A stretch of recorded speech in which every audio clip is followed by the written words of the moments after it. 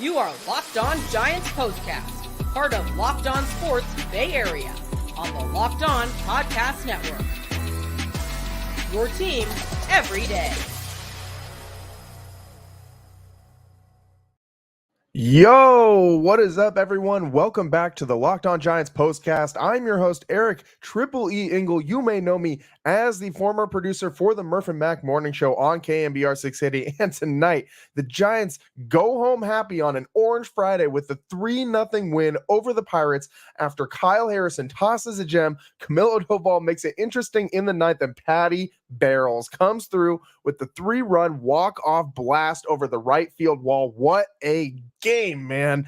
Oh, man, so much to break down from tonight. But first, I want to thank all of you for watching us on the Locked On Sports Bay Area YouTube channel. If you aren't already subscribed, please smash that subscribe button right now. Thanks also for listening on the Locked On Giants podcast feed, and make sure to check out the Locked On Giants Daily Show for more in-depth coverage. Ben Kaspick does a great job. And tonight's episode is brought to you by FanDuel. Make every moment more. Right now, new customers get $150 in bonus bets guaranteed. That's $150 win or lose. Visit FanDuel.com/locked on to get started. Man, Patty Barrels, man, what a ninth inning that was. I mean, like, we'll go back to the pitching in this one a little bit later, but let's just fast forward right to the ninth inning. I mean, the pitchers duel all the way through. There were a couple pretty tense moments for the Giants. Shout out Ryan Walker in this one as well. But Camilo Doval comes in the ninth to slam the Pirates' door shut on taking that lead right before the bottom of the ninth, so the Giants could have an opportunity to come up and win the game. And it starts out rocky. O'Neill Cruz singles, Taylor singles, and sends Cruz to third. Taylor steals second. Now you got second and third, nobody out very quickly. Doval strikes out Rowdy Tellez, but then walks Andrew McCutchen. You got the bases loaded, one out. Forever Giant Andrew McCutchen, by the way. Shout out Andrew McCutchen. Really fun baseball player to watch throughout his whole career, throughout my whole childhood. Anyways, bases loaded, one out. And Camilo Doval gets a comebacker from, I don't know if we can call him another Forever Giant, but Forever River Cat, maybe? Brian Reynolds, former Giants prospect, now all-star for the Pittsburgh Pirates. Doval gets him to hit a little dribbler back to the pitcher's mound. Doval make sure he gets the first out at home plate. Very, very smart move to not try and spin and turn to second base. Great job knowing the situation, knowing what the most important out to get was. Made sure to not let that run score. And Patrick Bailey, being the defensive stud that he is, makes every right move to have a clear throwing path to first base. Make sure to not hit that runner in the base path and get that third out, finish off the double play, and get out of what was a tough jam. And I caught a little bit of the Pat Bailey post game there. Said it plain and simple. Camilo Doval is the best in the business at getting it done in those types of situations when it's all on the line and you need a strikeout. That's exactly what he can give you. You saw that tonight when he struck out Tellez. Pure strikeout situation with a big power bat at the plate. All Tellez is trying to do is lift a ball to the outfield. He doesn't even need a base hit. He just needs a productive out. And Doval doesn't even let him make contact. That is top tier closer stuff, man. That is great. You look across the diamond and you see a guy like Aroldis Chapman, who at one point was a top tier closer in this league. And I don't think Chapman's ever really been at the point that Doval is right now. I mean, I know Chapman was great in his time, but he was always so wild. And Doval, the command that he has when he is on is unmatched. The way that he can mix his pitches, it's so impressive to watch up there. And I want to move our Camilo Doval save counter, but we can't because it's not a save. It's a win for Camilo Doval. You love saves, but you'll live with a win for Camilo Doval, especially when it comes on a Patty Bales 3-run walk-off blast in the ninth inning off David Bednar, the Pirates closer, who's a very good pitcher in his own right. And, oh, man, Patty Barrels got a fastball up, and that was not a cheapie. You knew it right off the bat that it was deep enough to at least score Conforto from third, who, by the way, the fact that Conforto was able to get that leadoff walk after falling down in the hole 0-2, what a great battle that was there in the ninth, just in its own little microcosm. And then a Chapman single, a passed ball. You got runners second and third, nobody out. And the Giants had had this situation a couple times, maybe not with nobody out, but a couple times they had runners at second and third, runners in scoring position, and they couldn't get it done. I'm looking at you, Jorge Soler, who we do got to talk about a little later in the show. But this time, Patty Barrels comes up and hits an absolute bomb over the right field wall, lands up there on the arcade, but that was right center, so that was a deep shot. So to one of the deeper parts of the yard. Patty Bales, man, this guy has been so good for the Giants as of late. Tonight, Patrick Bailey, that was his only hit. That's all he needed. Picked up 3 RBIs and a run scored in one swing of the bat. He did have a strikeout on the season, but Patrick Bailey, his 3rd home run of the season, comes off the bat at 100.3 miles an hour, 378 feet.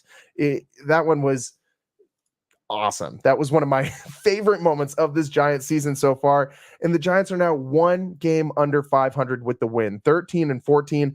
And the Pirates also now 13-14 with the loss. Pirates started out really, really, really hot. Now something like 2-9 in their last 11, I believe. And they are scoring about 2 runs a game over that stretch. Pirates really slumping right now in a big way. And this is perfect for the Giants because they have a golden opportunity to get back above 500 before going back out on what's going to be a really long, winding, tough East Coast road trip that sees both the Phillies and the Red Sox. It's a fun road trip, man, but it's tough having to go out and switch that body clock and you're traveling all over the place and you're on the East Coast. It's weather inclement this time of year. It's a tough road trip, and obviously these are some good teams. The Phillies specifically are one of the top teams in baseball. I saw a list the other day, by the way, where there was a couple Phillies pitchers on there as far as best pitchers in baseball in the top 10, and Logan Webb's name wasn't on there. And we've already addressed this on this postcast, but my God, the Logan Webb disrespect is absolute insane right now, just completely insane at an all-time high. Just crazy. Ranger Suarez over Logan Webb. My God, watch a Giants game, please. Anyways. So great for the Giants to start to get back on track before this road trip because they're going to need to. It's going to be a tough one, and they need all the wins that they can get before they're 3 games back of the Dodgers. The Dodgers won tonight as well. And yes, it is so early that you can't be scoreboard watching this time of year, but you don't want to fall too far back in those standings. You don't want to have to dig yourself out of a hole and make up too much ground later in the season, in the dog days of the summer. And you don't want to be in that position, especially when you have an offense that is this inconsistent, man. The Giants are going to go as this offense goes. The pitching is going to be there night in and night out. We know this. The defense also going to be there night in and night out. We also know this. We don't know when this offense is going to decide to show up and when they're not. Tonight, they finally decided to make an appearance, but waited until the bottom of the 9th inning to do so. The Giants stranding a bunch of runners again in this one. They strand 6 runners on base, 1 for 5 in scoring with runners in scoring position. And guess what? That one hit was Patrick Bailey. And this Giants pitching staff doesn't need a whole lot to work with. I mean, Kyle Harrison, who I don't know how we went 8 minutes and 40 seconds without talking too much about Kyle Harrison other than in the show open. But man, 6 innings pitched, 5 hits given up, no earned runs, no walks. That's huge. 7 strikeouts. This guy was dealing tonight. This was probably Harrison's best start of the year so far, maybe the best start of his young career. And Patrick Bailey said it just as much on his short little post game after this one wrapped up, after the walk-off. He said, this might be the best I've seen Harrison. It was great watching him work on the mound up there. We'll break down his day a little bit more on the other side, but what a win, man, by the Giants. An Orange Friday win. I love Orange Friday, man. Ever since I was a kid, Orange Friday is just a vibe. And to pair with the new Camilo Doval entrance where the field is glowing orange on an Orange Friday, Club Camilo going up on a Friday, it's a vibe, man. It is a vibe. I cannot wait till I can get out to a night game this year and hopefully figure out a way that I can, do the postcast from a place close nearby the yard so I can go see that entrance, man. I just want to see it once this season. Oh, man. Anyways, great win for the Giants. The Pirates really held them down at the dish all night long. The Giants only pick up 6 hits in this one, and the one that mattered the most, Patrick Bailey in the bottom of the ninth, a 3-run shot to break open the pitcher's duel. It was a shutout going into this bottom of the ninth for both teams, and Patrick Bailey gets it done. He has been on fire as of late for the Giants, hitting exceptionally well. I mean, I think he's got to move up a little bit in the order eventually. He's batting 6th right now. I would like to see him batting a little bit higher and maybe move Chapman down, who's been better lately, but has not had the same type of season so far that Patrick Bailey has, who is now encroaching on batting over 300. His OPS up to 881 after tonight. This dude, especially for a catcher, man, like anything this guy can give you at the plate in addition to what he does behind the dish is just gravy on top, dude. And for him to be this good offensively when he is as gifted as he is defensively, like he wins you games on defense. The way he like keeps this pitching staff in just locked in, laser focused, his defense on the base paths, his back picks, throwing out runners at second, his pop time is so good. And the way that he frames strikes and steals pitches is top tier. This guy, for my money, I think he should have been an all-star last year. I think he got robbed. I was if you listen to the Murph and Mac morning show during that time, you heard me and Marcus Boucher constantly screaming for Patrick Bailey to be an all-star last year, and he was not. But I digress. Patrick Bailey this year making his case to be a first-time all-star, and I think he should be right up there in consideration, making the early case this season for it. I think he gets there, man. I think he does. I really do. Stick with us. We got to take a quick break, and we got to talk about Kyle Harrison, man, who the East Bay kid had himself a day on a day when the Giants were actually celebrating another East Bay institution. We'll explain more on the other side. Stick with us on the Locked On Giants postcast. I'm your host, Eric Triple E Engel. We will be right back. This Mother's Day, get something thoughtful for mom on DoorDash. Surprise her from wherever you are with fresh bouquets, the latest tech, gift cards, self-care treats, and more to make her day that much more special. Pair flowers with a gift card so she can celebrate any way she wants. Is mom a bookworm? I know mine is. Try a bookstore gift card. Does she love a good latte? Get a gift card to her favorite coffee shop. You can't go wrong. Get the thoughtful gifts she deserves with the convenience you need. Choose same-day delivery or schedule a week ahead for when flowers and gifts should arrive to her door with DoorDash. I know my mom always taught me to save money, so I try to shop with savings that would make her proud. That's why I have DoorDash Dash Pass, and you should get it too. With the Dash Pass membership, you save with a $0 delivery fee and reduced service fees on eligible orders from Dash Pass merchants that meet the minimum subtotal. Other fees, including service fee, apply. Terms apply. Get all your Mother's Day gifts all in one place and get 50% off your next order up to $15 when you spend $15 or more on your next flower, convenience, grocery, or retail order now with code LOCKEDONMLB. That's LOCKEDONMLB. Order using DoorDash today. Terms apply. Welcome back to the Locked On Giants postcast. I'm your host, Eric Triple E Engel. Tonight, the Giants walk off the Pirates 3-0. Patty Bales hits the moonshot of the night. Doval makes the ninth inning real interesting. But Kyle Harrison, man, what a day on the mound. And he's been dealing this season so far. He's had himself a pretty nice year. Kyle Harrison doesn't pick up the win tonight, but he did everything that he could have done to deserve this win. Giants just couldn't give him any run support. Shout out this guy over my right shoulder, Matt Cain. He just can't get him any runs out there while he's still in the game. Can't get him that win. Doval walks out of this one with the win, but Harrison really did everything and then some on the mound. Found himself in trouble a couple times. In that first inning, he gave up some hard contact. A couple balls just jumped off the bat at over 100 miles an hour, but he got out of the inning. He got out of the trouble. Runners in scoring position early on, and he works himself out of it. And Kyle Harrison had a couple instances tonight where he saw runners on base and navigated that pretty well. 93 pitches, 65 of them 4 strikes. He's had issues throwing strikes this season. Again, we've talked about this before where Harrison's more of a thrower than a pitcher at this point in his career, but he's turning into more of a pitcher. A night like tonight is evidence of that. 23 batters based, stranded 5 Pirates on base, 5 hits, 0 walks. That is so key for a guy like Kyle Harrison, and 7 strikeouts. And most importantly, no runs. He had 6 groundouts and only 4 flyouts, which is interesting because this is a guy who gets a lot of pop-ups. He lives high up in the zone with that challenge fastball that about 95, 96 miles an hour, but looks more because that the way it comes out of his hand, the way it just kind of explodes out, it gets on you quick. It feels faster than that. It looks faster than that, but it's just his live arm, man, and he's a special pitcher. His stuff is incredible on the mound, and Harrison had it on full display tonight. I mean, he was doing work out there.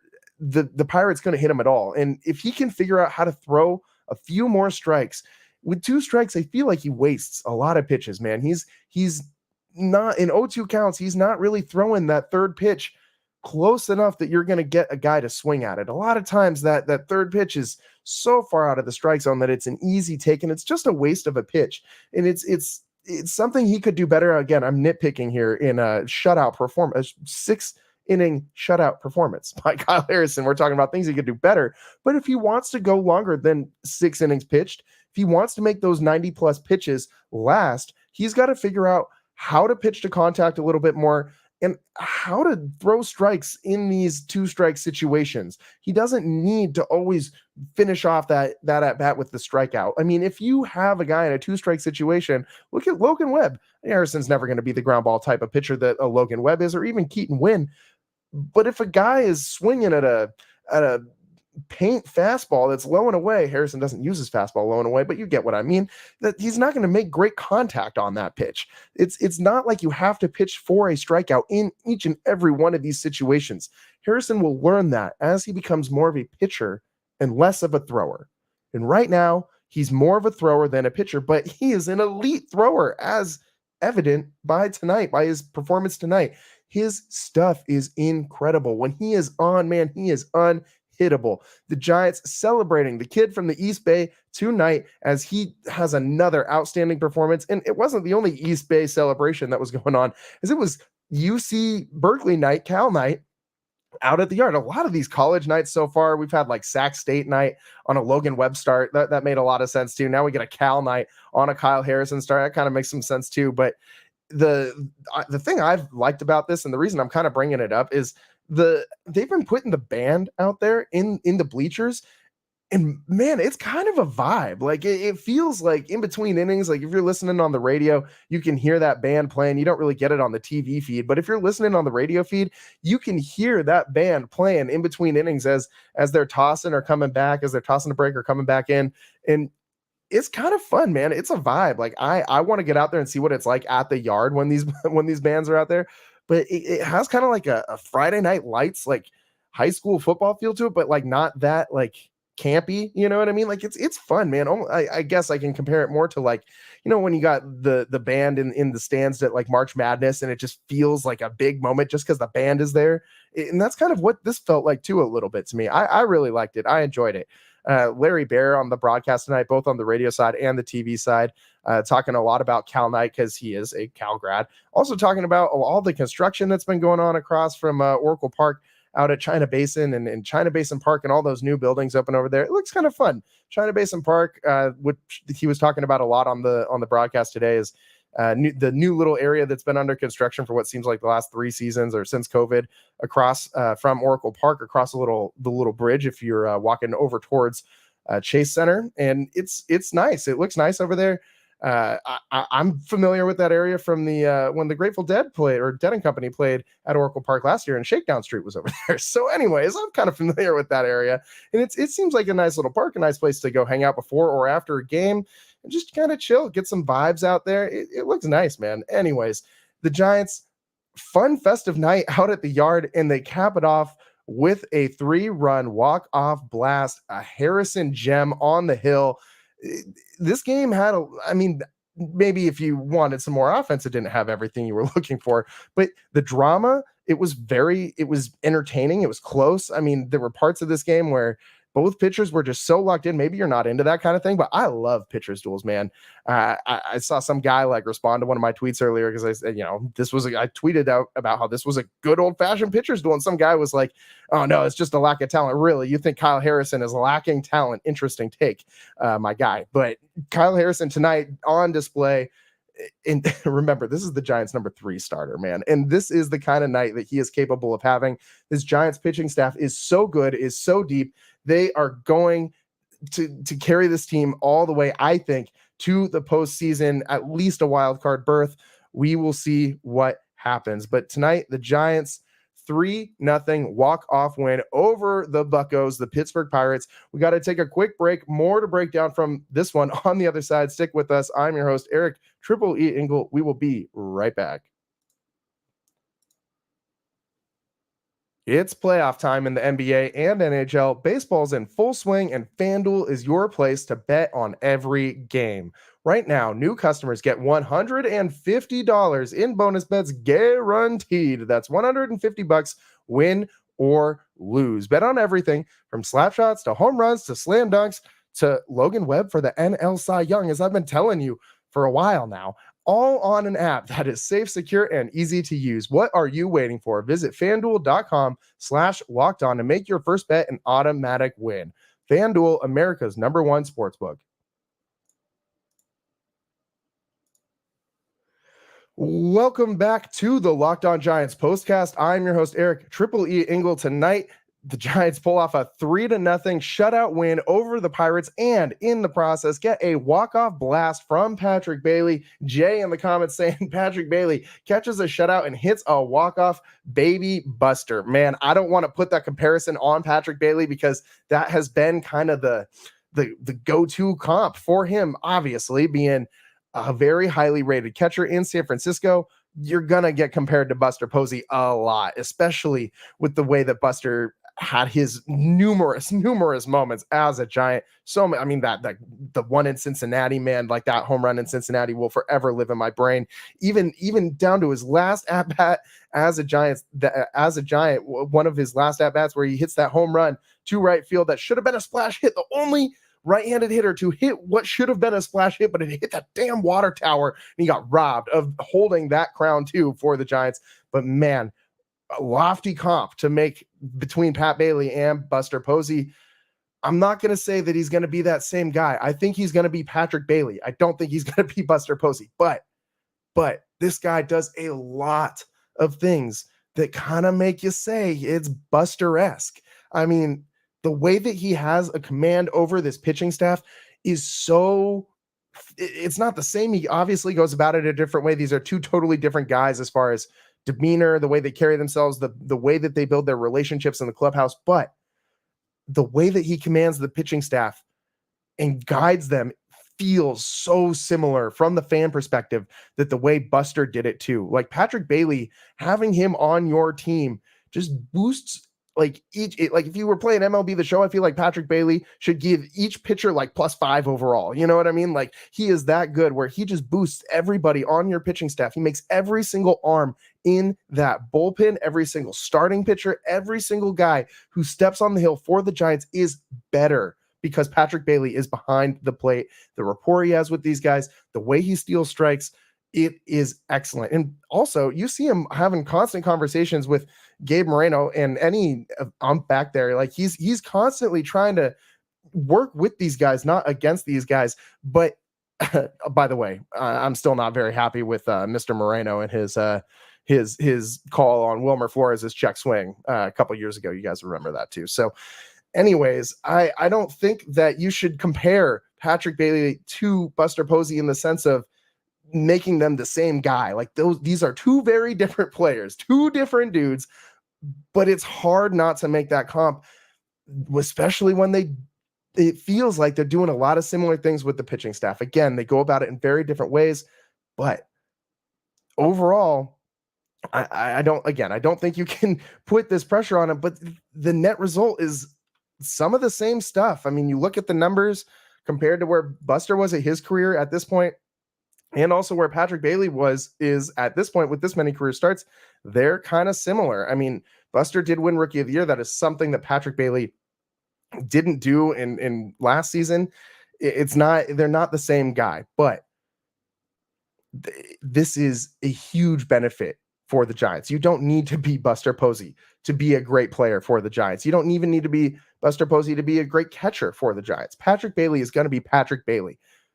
But I think that that's an all-star level catcher and a lockdown like defensive catcher for the Giants for the foreseeable future. I hope this guy is a lifer. I hope he never leaves, never wears another uniform. I love Patrick Bailey in the Giants uni, the number 14, the headband. This dude, he loves 420. Look at his stats from 420. He clearly loves that day just as much as I do. Like, Patrick Bailey is one of my favorite Giants, and watching him out there every day just makes me feel better knowing that he's down there in the squat, knowing that he's going to be putting down the signs and well, I mean, the pitch-com buttons, I guess nowadays, pressing the pitch-com buttons. But he is so good for the Giants, so sure-handed back there, blocking balls too. Like, he's so good at every aspect of the game defensively. For that guy to be able to come around and come up in the 9th inning and hit you a walk-off 3-run bomb, for this guy to be hovering around a 300 batting average, for this guy to be one of your most reliable bats on your entire offense, when he's doing what he's doing behind the dish as a defensive catcher, is ridiculous. This guy, I mean, I kind of nerd out about catchers. I think the catcher is one of the hardest positions in all of sports. I love watching catchers do their thing. Like, I became enamored with Benito Santiago as a kid, watching him hose dudes at second from his knees and the way he played a defensive catcher position. And you look at what the Giants have had in recent years after Buster going to a guy like, I'm not trying to throw him under the bus. We just saw him tonight. Well, we didn't really see him tonight, but Joey Bart, who made his return for the Pirates, we saw what he was defensively, and it just wasn't it, man. Like, tons of catcher interference calls, just didn't have what it takes, I think, to be a staple defensive catcher in this league. And that's kind of what you need if you're a team like the Giants, who are known for having a dominant pitching staff and playing a yard like Oracle Park. You gotta be able to play to your strengths, and that is a strength for the Giants, is this pitching staff in that park. And if you can't have a guy like Joey Bart putting down the ones and twos behind the dish, like, you can't do that. You need a guy like Patrick Bailey who can lead the charge both on defense and I guess on offense too. Again, anything he gives you at the plate is just a bonus, is just all gravy after everything he does defensively for the Giants. What a win, man. 3-0. I do want to mention Walker made this one really interesting too. He had like a mini Camilo Doval moment in the 7th. After Harrison was done, Ryan Walker came in and loaded the bases before getting out of the jam. He hit a guy, and then he struck out Brian Reynolds on a pitch that actually hit Brian Reynolds as well. So he got it done in a weird Camilo Doval-esque way as well. Tonight was just full of vibes for the Giants. I think it's funny when guys can, when pitchers can strike out guys on pitches that hit them. Like, we saw a Rogers strikeout on a ball that literally hit a Padres player in the face earlier this year. That was hilarious. One of the funniest Giants moments of this season so far. Tonight, another similar incident always makes me chuckle. I'm not laughing that dudes are getting hit, but it's just funny, man. It's just kind of funny to watch. Anyways, tonight, 3-0, huge win for the Giants. Now just one game back from 500. I think they can sweep the Pirates. The Pirates are plummeting right now, only 2 wins in their last 11 games. If the Giants can complete the sweep, they will finish the homestand over 500. How huge would that be? They haven't lost a series since that series to the Rays. One more win against the Pirates, that streak keeps going too. If you split or win every series of the season, you're going to make the playoffs. That's just kind of how that goes, just math wise. I'm not that good of a math guy, but the math seems like it's math. And when I think about it in that way, so I think the Giants, if they can keep this up, are going to be just fine. And like I said, I think that this is a golden opportunity for them to sweep this series, pick up their first series sweep of the season. They narrowly missed that opportunity just recently. This would be another feather in their cap for early in the season, and then can start to build momentum off of that. And that's the one thing that you can't measure is momentum in baseball. And it matters more than any other measurable statistic. You can throw out any BABIP or like WRC plus, all these, I know Ben gets really deep into the weeds on some of these things. I am not a stats guy like that. I like stats, but I can't get that deep into those things, man. My brain is not that smart. But the one thing that you can't measure, that I can see with my eyes and feel with my soul, is momentum on a baseball team. Like, you saw it and felt it in 2010, in 2012, in 2014. None of those teams were statistically going to jump off the page at you, but it didn't matter. It was the momentum. It was the dudes on the hill. It was Buster Posey. It was Edgar Renteria. It was all these guys who came up in these clutch situations and made it happen. I mean, how many of these World Series heroes? Yeah, Buster Posey, I think Hall of Famer. I think most Giants fans would agree with me. But how many of those World Series champions, heroes that the Giants hold up, the Cody Rosses, the Marco Scuderos, the Edgar Rentarias, the Travis Ishikawas, like, these guys are not anywhere close to Hall of Fame levels. Like, you look at a lineup with those dudes in it and you go, but was good enough to win a World Series for the Giants with Madison Bumgarner, Tim Lincecum, and Matt Cain on the hill. And I'll tell you what, this starting staff is as strong as it has been since then. This is the strongest starting staff I think they've had since the last time that they went to the postseason in 2016. And I think the Giants can make a push, man. I really do. Things are coming together. Vibes are vibing.